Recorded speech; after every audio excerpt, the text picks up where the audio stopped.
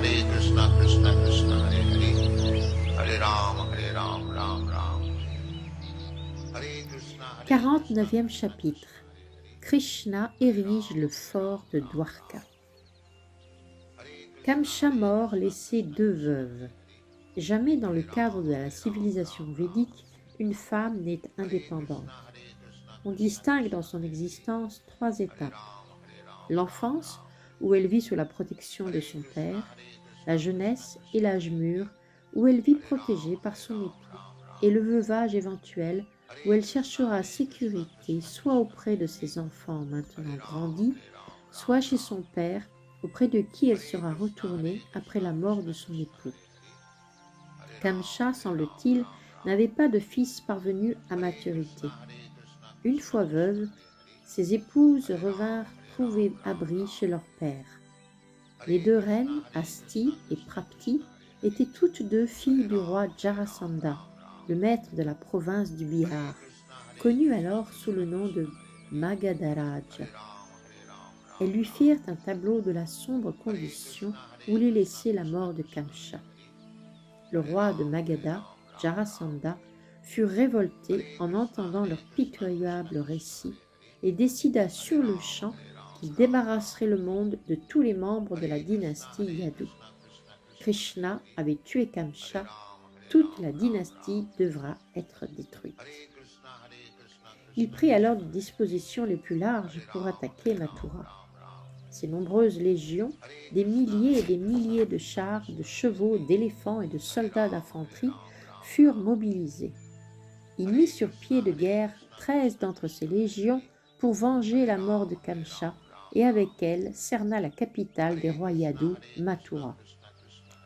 Shri Krishna apparut tel un homme ordinaire, vit la puissance formidable de Jarasandha, un océan d'armes et de guerriers, un océan sur le point d'inonder toute une plage, vit la terreur des habitants de Mathura et se mit à songer à sa mission d'avatar. Comment aborder la situation nouvelle? Il avait pour mission de réduire le fardeau des peuples, et l'occasion était belle d'affronter à la fois tant d'hommes, de chars, d'éléphants et de chevaux. La puissance militaire de Jarasandha se déployait tout entière devant lui. Eh bien, il l'anéantirait d'un coup, sans laisser le temps aux forces de battre en retraite et de se réorganiser. Comme Shri Krishna restait absorbé dans ses pensées, 2 chars de guerre parfaitement équipés avec leurs conducteurs, leurs armes, leurs étendards et d'autres matériels de combat parurent dans le ciel et descendirent devant lui. Dès qu'il les vit, Krishna s'adressa à son frère Balaram, qu'on nomme également Shankarshan. « Frère aîné, tu es le meilleur des Aryas, le seigneur de l'univers, et tout particulièrement le protecteur de la dynastie Yadu, dont les membres s'effraient devant l'armée des guerriers de Jarasandha.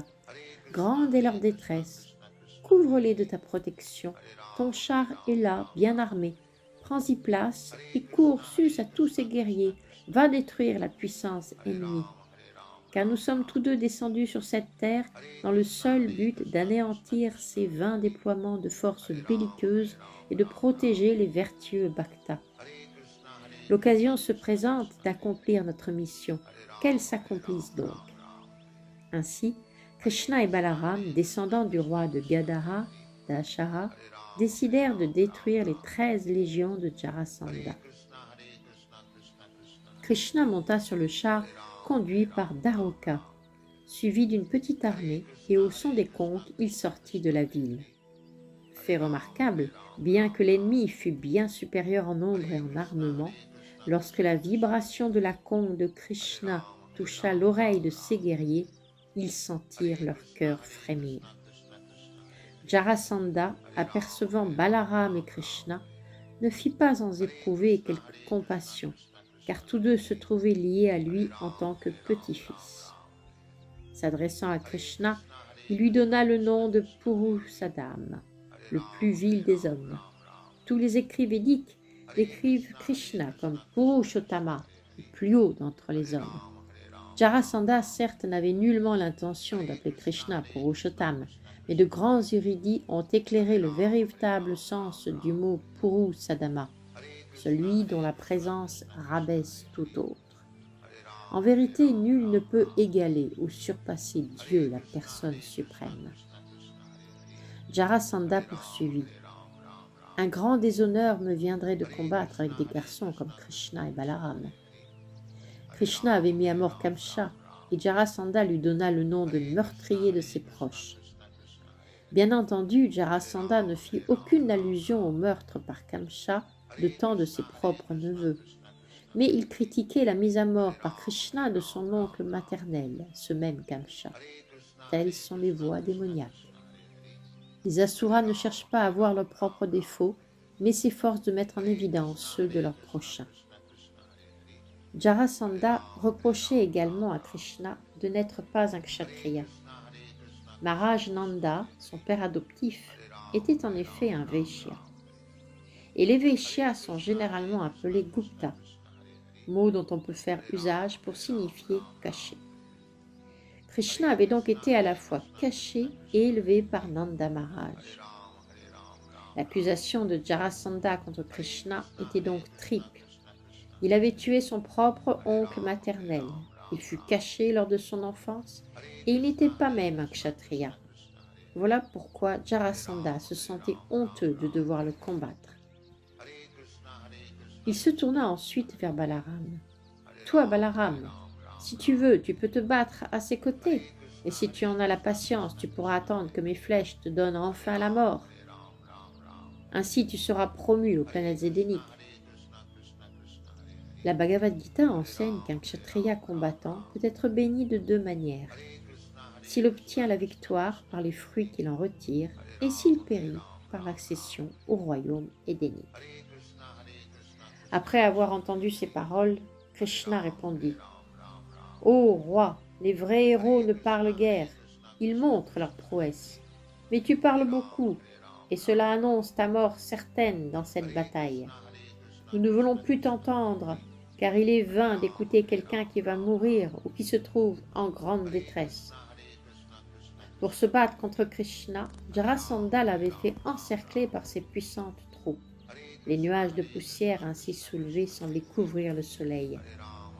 De même, les forces armées conduites par Jarasandha couvraient Krishna, le soleil suprême.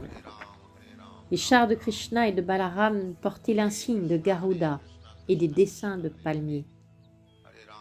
Les femmes de Mathura, sur la terrasse des demeures et des palais, ainsi qu'au portail, s'étaient assemblées pour voir le merveilleux combat. Mais lorsque le char de Krishna apparut, cerné par les forces de Jarasandha, elles furent saisies d'une telle frayeur que certains s'évanouirent. Krishna, assiégé de toutes parts, ses quelques soldats harcelés et débordés prit son arc, l'arc Saringa. Il ôta ses flèches de son carquois et l'une après l'autre les ajusta sur l'arc, puis tira. Si grande était la précision de ses traits que bientôt les éléphants, les chevaux et l'infanterie de Jarasandha furent livrés à la mort. Le flot incessant des flèches de Krishna rappelait un tourbillon de feu ardent et détruisait toutes les armées. Les éléphants s'écroulaient, la tête tranchée par les flèches du Seigneur. Les chevaux s'abattaient, renversant chars et drapeaux. L'infanterie, dans sa plus grande part, gisait à terre, tête, mains et jambes tranchées.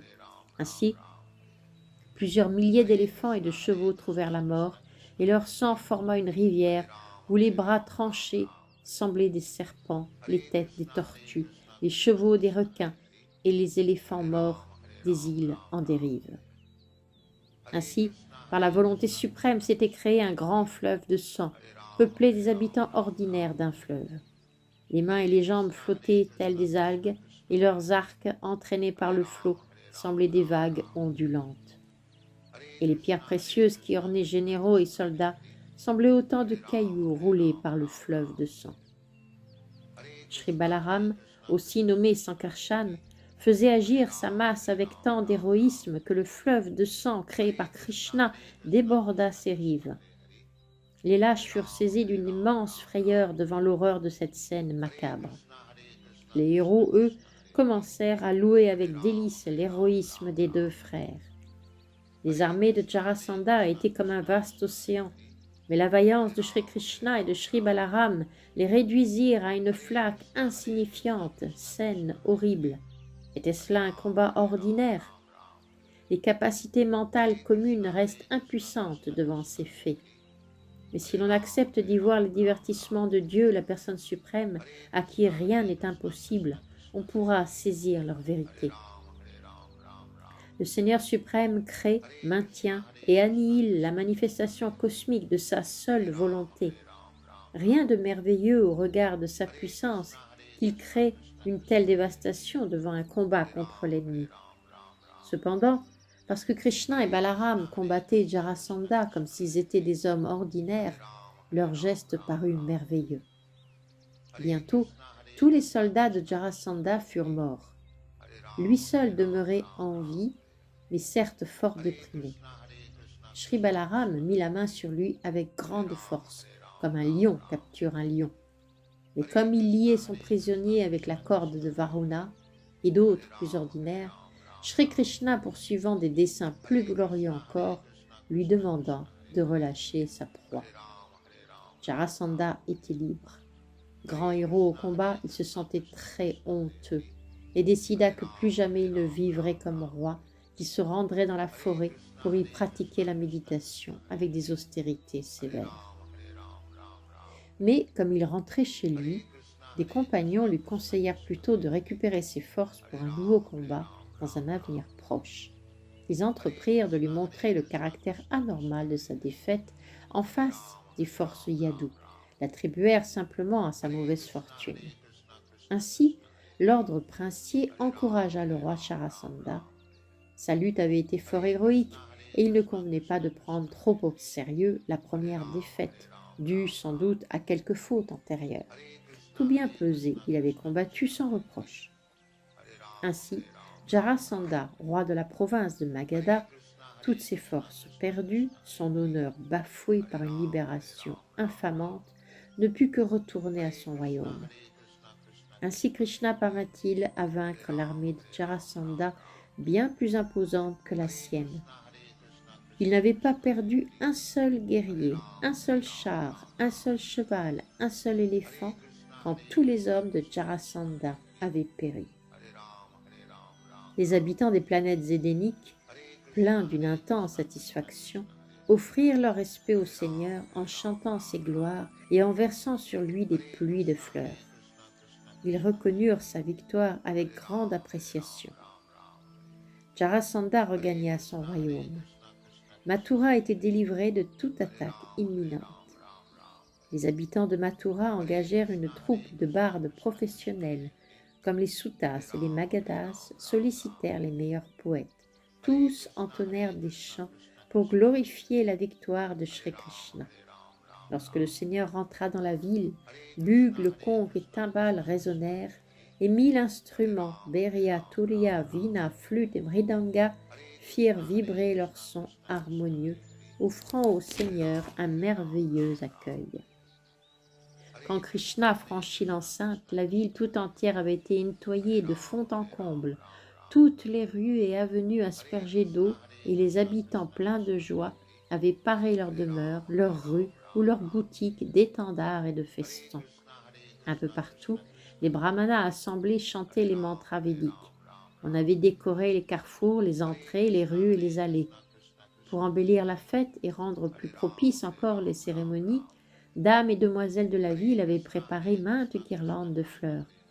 Comme le veut la coutume védique, elles jetèrent ici et là du yaourt mêlé à de jeunes pousses d'herbe pour accroître le bon augure de ces heureux moments de victoire. Krishna parcourait les rues et dans chacune recevait de toutes les femmes des regards empreints d'affection. Krishna et Balaram avaient rapporté du champ de bataille plusieurs trophées, parures et joyaux dont ils firent présent au roi Ugrasena. Krishna offrait ainsi son respect à son grand-père, roi régnant de la dynastie Yadu. Jarasandha, le roi de Magadha, ne se contenta pas d'un premier siège. Il attaqua la ville 17 fois, selon la même stratégie, avec le même nombre de légions. Chaque fois, il fut mis en échec, et tous ses soldats tués par Krishna. Chaque fois, il dut repartir désappointé comme lors de sa première défaite. Chaque fois, les princes Yadou le firent prisonnier et chaque fois, ils le relâchèrent de façon humiliante. Et chaque fois, Jarasandha, nonobstant le déshonneur, osa retourner chez lui. Au cours d'une de ces campagnes, un roi Yavana, maître d'une région située au sud de Mathura, et que la richesse des Yadous attirait, voulut lui aussi attaquer la ville. Il est dit que ce roi des Yavana, Kalayavana, y avait été incité par Narada. On trouve le récit de ces événements dans le Vishnu Purana. Un jour, Gargamuni, prêtre de la dynastie Yadu, dut subir les sarcasmes de son beau-frère. Lorsque les rois de la dynastie Yadu entendirent le brocard, ils se rirent de Gargamuni, provoquant sa colère. Il conçut le projet de créer un être qui inspira de la crainte à la dynastie Yadu.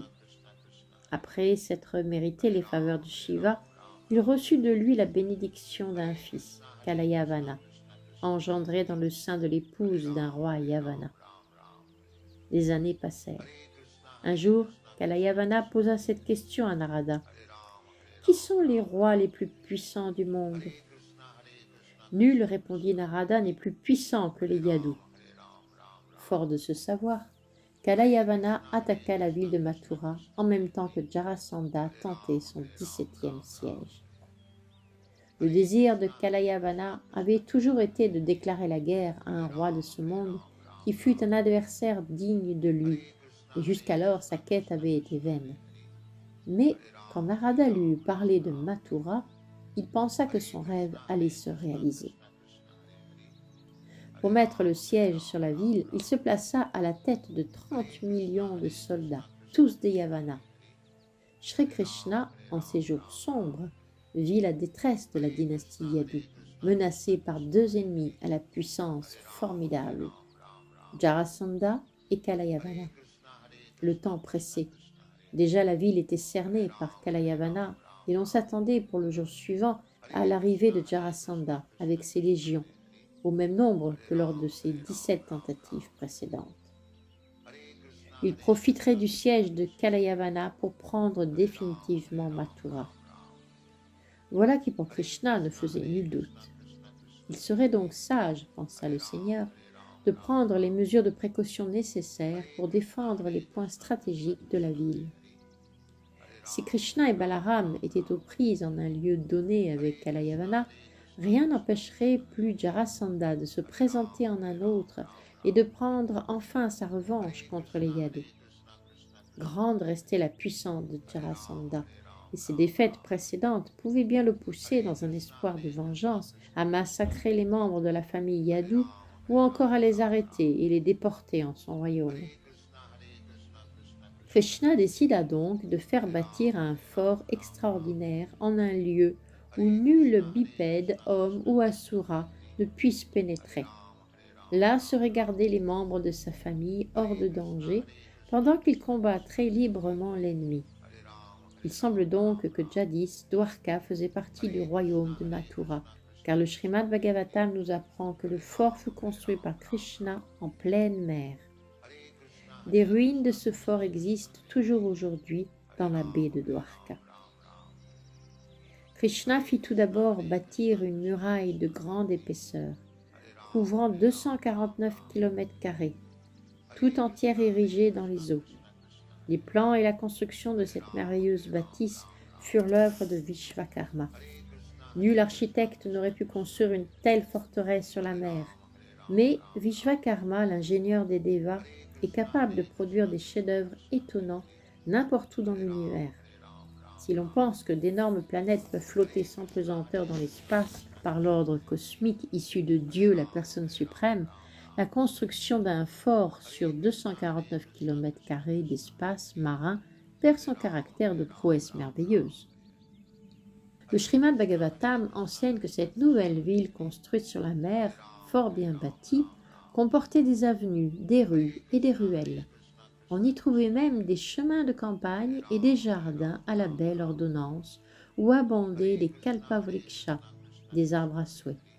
Ils n'ont rien de commun avec les arbres ordinaires de l'univers matériel. on ne les trouve que dans le monde spirituel. Tout est possible selon la volonté suprême du Seigneur chez Krishna. Par exemple, planter des arbres à souhait dans une forteresse marine. Dwarka s'ornait de palais magnifiques et de gopuras, d'immenses portails. On trouve encore de nos jours de ces gopuras dans certains grands temples. Ils sont de très haute taille et travaillés avec un talent extrême. Sur les portails et les palais étaient posées des jarres à eau, kalasha, en or. Elles sont considérées à cette place comme des signes de bon augure. Presque tous les palais du fort de Dwarka semblaient toucher le ciel.